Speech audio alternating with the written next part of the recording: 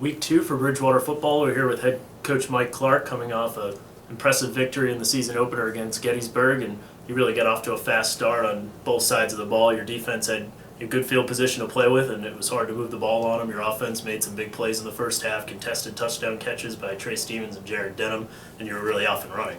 Well, I think the variables that I think really impacted games showed up on last Saturday. I always said you play great defense, you get an advantage in the kicking game, which we did.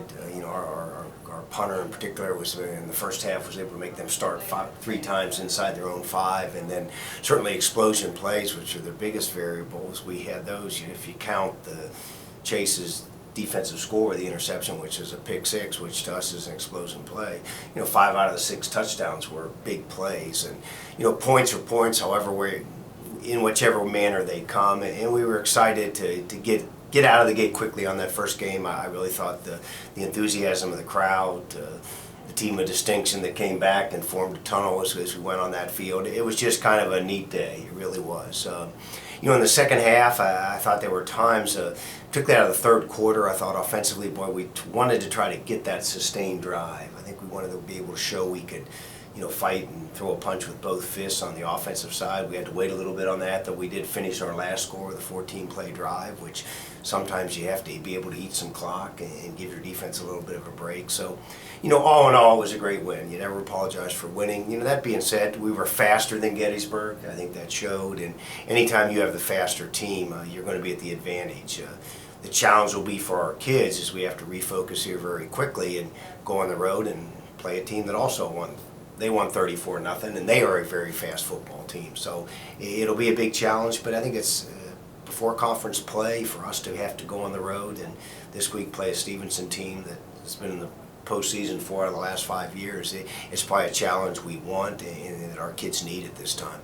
Yeah, it's going to be a tough matchup at Stevenson. Picked second in the MAC preseason poll this year. As I look at, Randolph-Macon's been the team you need to get past, in the ODAC, not to overlook anyone else, but I see maybe some similarities here. They have a really good offensive line. I think they can run the ball. So this should be a really good test, I think, for you to prepare you for some of those tough teams in the ODAC. I think what you do, and certainly studying Stevenson, which we studied them last year, then we only get one game to watch them this year.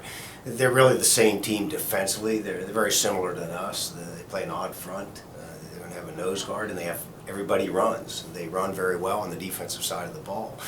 My guess would be it would be probably one of those games where points are at a premium, where the team that can get the cheap and the quick points with explosion plays is certainly going to gain an advantage. But it's a good challenge. I think you need that, particularly in your non-conference play, because as I told the kids on Monday when we had our meeting, enjoy success. I think on some level, I don't care who you beat, you need to enjoy that. But by the same token, we're going to have to get better and be a better football team. But to meet long-term goals, I think good teams have to be able to go on the road and beat good football teams, and that'll be the challenge this Saturday night up there in Baltimore. You mentioned Cam Giesman. I probably don't ask a special teams question every week, but you have a couple options at each of those kicking positions.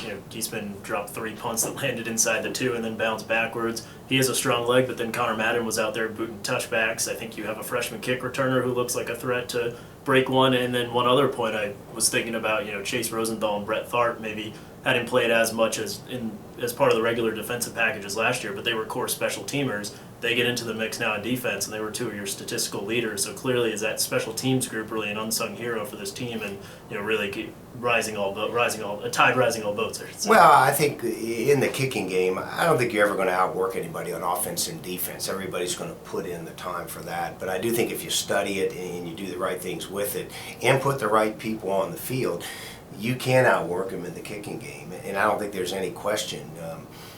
We put our good players. A lot of times I'll get a young player come and ask me, I'll say, what can I do to be on the special teams for you? And I have a standard answer. You better move up the depth chart, because our top players work on those teams. But to give you an idea, Stevenson does the same thing. Their 2 leading tacklers on their punt coverage team are their top 2 wide receivers, and there's a reason they know how to get down the field and make plays. So we're going to have a big challenge, but I will tell you this. Sometimes I get asked to speak at clinics about special teams, and one of the things that I'll always tell them, I said, there's three important variables. It's the kicker, the kicker, the kicker. That's the first one. The second three are speed, speed, speed.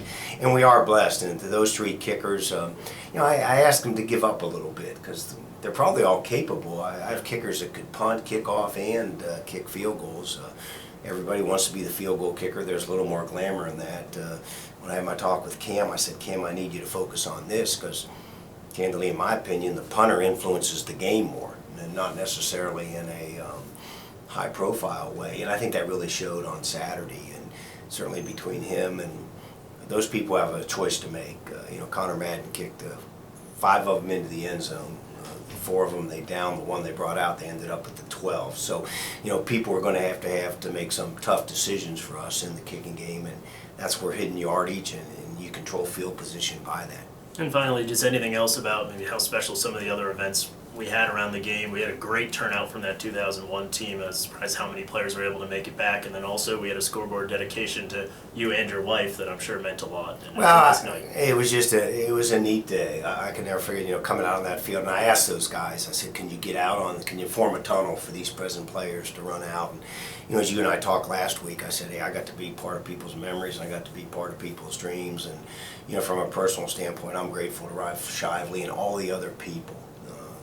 Jim Wilkerson, all the other people that have contributed, to that scoreboard. To have your name on something like that, I just want to try to make sure it says the right things. And by the same token, I'm running out there through that tunnel, and I see my 2 grandchildren there in their Bridgewater College football T-shirts, and it's an emotional time, not just for me, but for a lot of other people. And to be able to tag a win at the end of it, that's a highlight. My hope is we get to share more.